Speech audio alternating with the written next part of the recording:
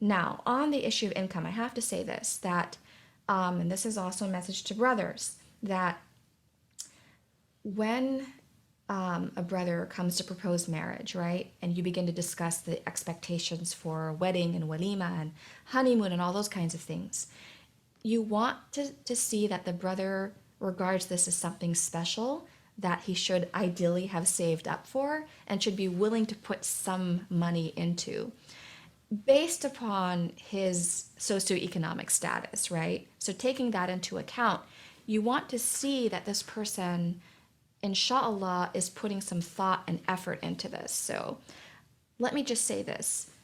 The wedding that a brother from a very wealthy family can provide is going to be very different from the wedding that a brother from a working class family can provide. Just accept that. And I think one of the mistakes that we make is kind of like keeping up with the Muslim version of the Joneses, right? Keeping up with the Khans or whatever. Just because that family, for example, had their wedding at a lavish hotel doesn't mean that that necessarily sets the standard for all Muslim weddings in that particular community. So I just really want to put that out there, that we have to make sure that, we have to look at the expectations that each party brings in and understand that the type of event that's sort of conceived, that it really does sort of take into account what a family from this background can reasonably provide and what also makes it special, that based upon their background, what is special in their book, right? What is special or valuable in their culture? We need to think about that. And then related to that, sisters, I have to say there are also a few red flags, a few sticking points in this conversation that we do need to think about. So, and I would say that no matter what the brother's background is, if his idea of a wonderful honeymoon destination is Motel 6, you might want to move on.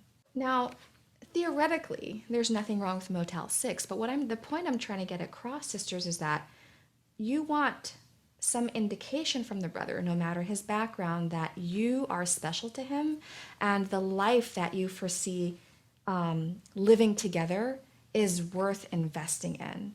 And on that note, I have to say another thing too. A lot of, going back to the conversation of mahar, sometimes we will tell ourselves that if I ask for a very, very, very humble mahar, it is indicative of my piety, right? And I've heard this from sisters, that asking a brother for a mahar that we know is lowballing it and we know that he's able to do more, it just means we're both so pious we don't even care about it. The mistake with that, though, and people will often cite the Sahaba when they talk about this. Well, problem number one, we're not the Sahaba. Problem number two, they lived in a pre-modern economy that was radically and drastically different from what we know today. And then a third point, sisters, is that, and this is no offense to the brothers, but sometimes if a man knows that he kind of got you on the cheap, sometimes it might dictate how he approaches things later on in the marriage. For example, if you need new furniture or if you need clothing or the children, there's something that you need to pay for the kids, things that you want them to have and you think they're really important for their development and their educational growth. But then he says, well, remember our understanding when we first got married that, we don't really need to be thinking about dunya. Okay, sisters, let me just say that to you, that you have to try to find the middle ground here between extravagance and just being ostentatious and lavish and in a sense, sort of settling for too little, right? That no matter the brother's background, you want to see some good faith signs that he believes that you and your future together are definitely worth investing in.